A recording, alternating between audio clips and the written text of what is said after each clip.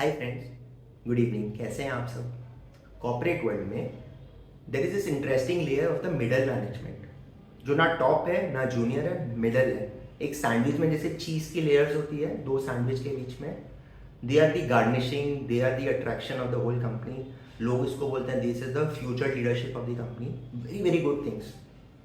लेकिन ये ज़िंदगी एक हम साथ साथ है वाली मूवीज इतनी अच्छी नहीं होती हैं। In many cases what we've seen is that this middle layer is often the most frustrated layer in any organization. Why is that so? By dint of hard work आप जूनियर लेवल से mid management पहुंच सकते हो। थोड़ी सी meritocratic organisation होगी, थोड़े से आपको अच्छे प्रोजेक्ट्स मिलेंगे, आप यहाँ पहुंच गए। बट अब यहाँ से ऊपर पहुंचने के लिए आपको कोई ऊपर टानने वाला चाहिए। या तो बाबू खुद हो, या बहुत एमएनसी कंपनी है तो कुछ ना कुछ एकदम ज़बरदस्त आपका नाम फट जाए। नहीं तो क्या होता है, नहीं तो ये सैंडविच वाला लेयर ऊपर से अलग हैमर का जोर पड़ रहा है कि आपको आपका टॉप ऊपर उठने नहीं देना चाहता क्योंकि उसकी कुर्सी खतरे पे हो जाएगी। जूनियर आपको ऊपर से अलग हैमर मार रहा है कि भाई साहब ये कर क्या रहा है, ये तो सिर्फ कोऑर्डिनेशन का काम कर रहा है। और आप लोनली है बिकॉज आपको ना ऊपर वाला अपना समझ रहा है ना जूनियर अपना समझ रहा है। Of course there are exceptions, there are bosses who will groom you to be their successor so that they can also move to the next level. There are juniors who will respect you for the knowledge you bring to the table and therefore एक हम साथ साथ है वाला एक बहुत सुखी परिवार भी हो सकता है. बट इन मैनी केसेस उतना हैप्पी परिवार नहीं होता है. और जब परिवार हैप्पी नहीं होता है तब आप बाहर खोजते हो.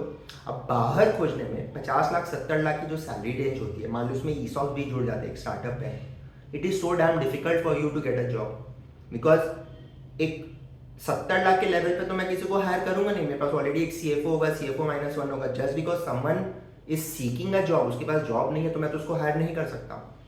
बात होती है अगर वर्कर भी की 10 लाख 20 लाख वाले सैलरी रेंज में, तो it was far easier for me to hire someone कि भाई ठीक है एक असेंबली लाइन है, चल तुम भी कुछ नट बोल्ट कस ले. बट 50 लाख 70 लाख में मतलब सुपरवाइजर लेवल पे एक असेंबली लाइन में मुझे किसी को लेना है तो एग्जिस्टिंग सुपरवाइजर क्या करेगा? Hence it is a very traumatic journey.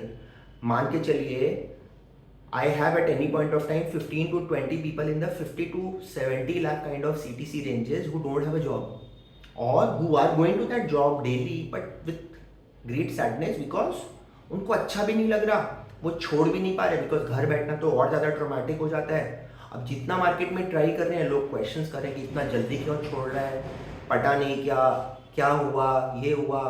Because background verification at that point of time becomes very critical. Due diligence लोग ऑल द मोर करते हैं. Assembly line worker B level पे तो कुछ ना कोई खास बात है नहीं ना. So from that perspective organization का पॉलिटिक्स इंसान हैंडल नहीं कर सकता. बॉसेस का अलग हैमर, जूनियर का अलग हैमर, बाहर वाले मार्केट में इतना not so easy to get jobs.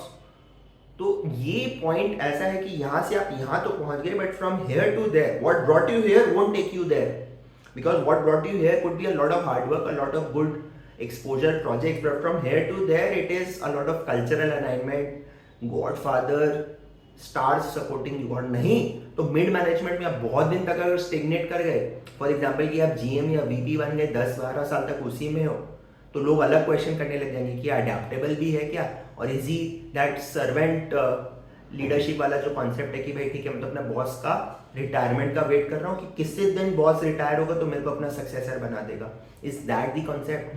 तो ये एक अलग टंटा है.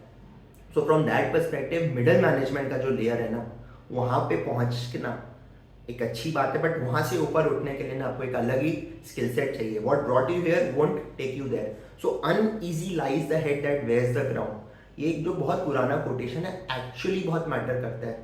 स्पेशली हम रिक्रूटमेंट करते हैं तो हमें पता है कि ये एक चैलेंज है इस इंडस्ट्री में. इसके ऊपर आपका क्या व्यू है? मतलब are you happier if you reflect back on your journey? Were you happier in that 10 lakh 20 lakh 15 lakh जो मतलब 1-1.5 लाख रुपये भी महीने के वैसे तो बहुत होता है ना, मतलब बस एक रेस है, हमको बहुत पाना है. सो from that perspective let us discuss in the comment section. Thank you.